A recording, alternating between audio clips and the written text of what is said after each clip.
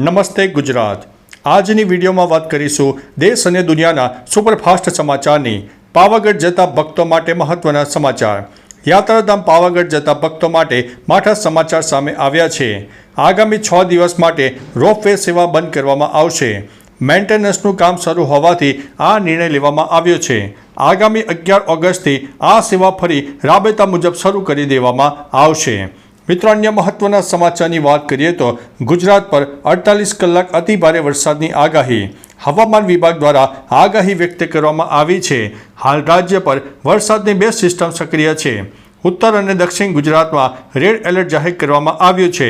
આ સાથે આગામી 2 દિવસ માછીમારોને દરિયો ન ખેડવા માટે સૂચના આપી દેવામાં આવી છે। સૌરાષ્ટ્ર અને કચ્છના ભાગોમાં છૂટાછવાયા વરસાદી ઝાપટા વરસી શકે છે। મિત્રો, અન્ય મહત્વના સમાચારની વાત કરીએ તો છેલ્લા 24 કલાકમાં 230 તાલુકામાં મેઘમહેર જોવા મળી છે। રાજ્યમાં વરસાદી માહોલ યથાવત છે। હવામાન વિભાગની આગાહી વચ્ચે ગુજરાતભરમાં ભારેથી અતિભારે વરસાદ પણ થઈ રહ્યો છે। છેલ્લા 24 કલાકની વાત કરીએ તો રાજ્યના 230 તાલુકામાં વરસાદ નોંધાઈ ગયો છે। સૌથી વધુ વરસાદ નવસારીના વાંસદામાં 7 ઇંચ ખાબકી ગયો છે। ડાંગના વઘઈમાં 6 ઇંચ વરસાદ પડ્યો છે। કપરાડામાં 6.5 ઇંચ વરસાદ વરસ્યો છે। તેમાં ડોલવણ અને ધરમપુરમાં પણ 6.5 ઇંચ વરસાદ થઈ ગયો છે। મિત્રો, અન્ય મહત્વના સમાચારની વાત કરીએ તો અમદાવાદમાં ધોધમાર વરસાદ જોવા મળ્યો છે। ગઈકાલે અમદાવાદમાં વહેલી સવારથી જ વાદળછાયું વાતાવરણ જોવા મળી રહ્યું હતું, ત્યારે શહેરના મોટાભાગના વિસ્તારોમાં વધતા ઓછા પ્રમાણમાં મેઘરાજા મન મૂકીને વરસ્યા હતા। ઘણા વિસ્તારમાં ભારે વરસાદ પણ પડ્યો છે। વરસાદના પગલે હાલ શહેરમાં વાતાવરણ ઠંડુગાર બન્યું છે।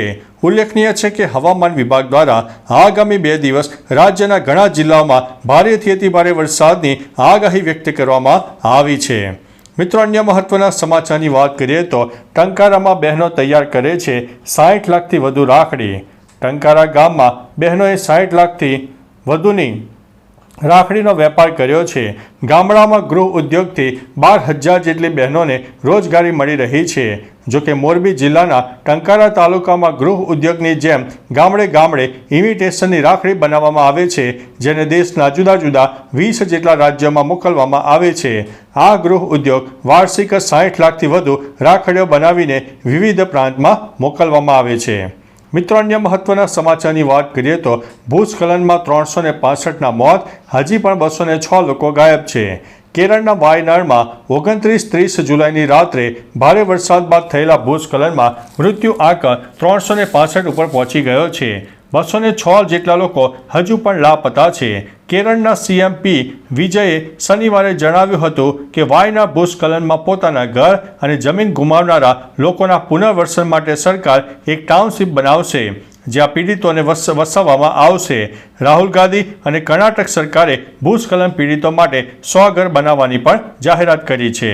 મિત્રો, અન્ય મહત્વના સમાચારની વાત કરીએ તો ખેડૂતોની 133 કરોડની લોન માફ। હરિયાણાના સીએમ નાયબ સૈનીએ કુરુક્ષેત્રમાં આયોજિત ચૂંટણી રેલીમાં ખેડૂતોની 133 કરોડ 55 લાખ રૂપિયાની લોન માફ કરવાની જાહેરાત કરી છે। આ અવસરે સીએમએ કહ્યું છે કે હવે હરિયાણાના ખેડૂતો જૂના બંધ ટ્યુબવેલને ફરીથી બદલી શકશે। આ માટે ખેડૂતોને કોઈ મુશ્કેલીનો સામનો કરવો પડશે નહીં। આ સાથે હવે સરકાર એમએસપી પર રાજ્યભરમાં તમામ પાકની ખરીદી કરશે। અગાઉ એમએસપી પર 14 પાકની ખરીદી કરવામાં આવતી હતી। મિત્રો, અન્ય મહત્વના સમાચારની વાત કરીએ તો ડાંગ જિલ્લામાં 12 મેઘ ખાગા, અનેક ગામો સંપર્ક વિહોણા। સાપુતારામાં વરસી રહેલા ભારે વરસાદના પગલે રસ્તાઓ બેટમાં ફેરવાઈ ગયા છે અને અંબિકા નદીમાં ઘોડાપૂરની પરિસ્થિતિનું નિર્માણ થયું છે। અંબિકા નદી ઉપર આવેલ કોઝવે પાણીમાં ગરકાવ થઈ ગયો છે, ત્યારે ભારે વરસાદના પગલે અનેક ગામો સંપર્ક વિહોણા બન્યા છે। ડાંગ જિલ્લામાં વઘઈ ખાતે આવેલો ગીરા ધોધ તેના રૌદ્ર સ્વરૂપમાં જોવા મળી રહ્યો છે। વહીવટી તંત્રએ લોકોને વૈકલ્પિક માર્ગોનો ઉપયોગ કરવાની સલાહ આપી છે। મિત્રો, અન્ય મહત્વના સમાચારની વાત કરીએ તો દક્ષિણ ગુજરાતમાં ભારે વરસાદની પૂરની પરિસ્થિતિ સર્જાઈ। છેલ્લા 1 સપ્તાહથી વરસાદી માહોલ જામ્યો છે। બંગાળના ઉપસાગરમાં બનેલ ડીપ ડિપ્રેશનના પગલે 6 ઓગસ્ટ સુધી રાજ્યમાં ભારે વરસાદની શક્યતા હવામાન નિષ્ણાત અંબાલાલ પટેલે વ્યક્ત કરી છે। પંચમહાલ, છોટાઉદેપુર, બનાસકાંઠા, ઉત્તર ગુજરાત સહિત કચ્છના પણ અનેક ભાગોમાં આગામી 3 દિવસ જોરદાર વરસાદની શક્યતા રહેલી છે। દક્ષિણ ગુજરાતમાં ભારે વરસાદના પગલે નદીઓમાં પૂર જેવી સ્થિતિનું પણ નિર્માણ થશે. મિત્રો, અન્ય મહત્વના સમાચારની વાત કરીએ તો જનતાના કરોડો રૂપિયા પાણીમાં પલળ્યા. ગુજરાતમાં વધુ એક ભ્રષ્ટાચારનો બ્રિજ ધરાશાયી થયો છે. વલસાડ જિલ્લાના પારડી તાલુકામાં ઉમરસાડી દેસાઈ વાડથી દરિયા કિનારા તરફ જતા નવનિર્મિત બ્રિજના પિલર નમીને આડા થઈ ગયા છે. આ ઓવરબ્રિજ કેવી ગુણવત્તા સાથે બનતો હતો તેનો મોટો પુરાવો છે. બ્રિજના કામનું ઇન્સ્પેક્શન કરતા ભ્રષ્ટ અધિકારીઓ પણ જનતાના પરસેવાની કમાણી લૂંટી રહ્યા છે.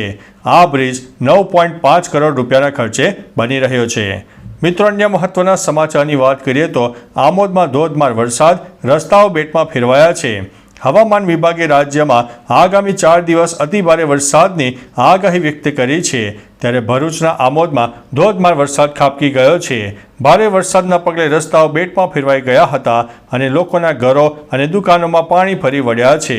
જો કે ભારે વરસાદના પગલે રસ્તાઓ પર પાણી ફરી વળતા વાહન ચાલકો રસ્તામાં જ અટવાયા હતા અને ભારે મુશ્કેલીનો સામનો કરવો પડ્યો હતો. મિત્રો, અન્ય મહત્વના સમાચારની વાત કરીએ તો વાયનાડ ભૂસ્ખલન એરિયામાં ચોરોની હાથ સફાઈ સામે આવી છે. કેરળના વાયનાડમાં 29-30 જુલાઈની રાત્રે ભારે વરસાદ બાદ થયેલા ભૂસ્ખલનમાં મૃત્યુ આંક 365 ઉપર પહોંચી ગયો છે. ભૂસ્ખલન બાદ રાહત શિબિરોમાં રહેતા લોકોનું કહેવું છે કે તેમના ઘરમાં ચોરીની ઘટનાઓ બની રહી છે. કેટલાક લોકો રાત્રિના સમયે આવીને ઘરોમાંથી કિંમતી સામાનની ચોરી કરી રહ્યા છે. રિપોર્ટ નોંધાવ્યા બાદ હવે પોલીસ ચોરોને પકડવા માટે પેટ્રોલિંગ પણ કરી રહી છે. મિત્રો, અન્ય મહત્વના સમાચારની વાત કરીએ તો આ દિવસ સાચવજો હવામાન વિભાગની ઘાતક આગાહી સામે આવી છે.